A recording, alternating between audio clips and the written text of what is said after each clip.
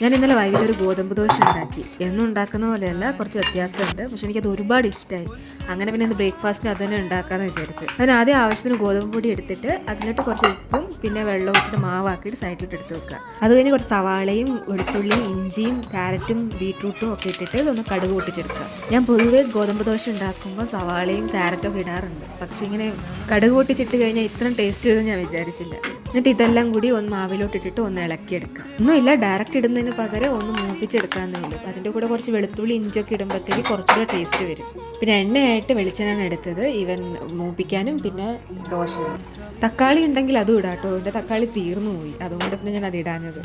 അതുപോലെ ഇതിൻ്റെ പ്രത്യേകത എന്നാന്ന് വെച്ചാൽ കറിയുടെ ആവശ്യമില്ല. കറി ഇല്ലാണ്ട് തന്നെ നമുക്ക് കഴിക്കാൻ പറ്റും. എന്താണെന്നറിയില്ല, എനിക്ക് ഇതിൻ്റെ ടേസ്റ്റ് ഒരുപാട് ഇഷ്ടമായി. ഞാൻ ഇന്നലെ വെറുതെ ഒന്ന് ട്രൈ ചെയ്ത് നോക്കിയതാണ് വൈകുന്നേരം വെറുതെ ഇരുന്നപ്പോൾ.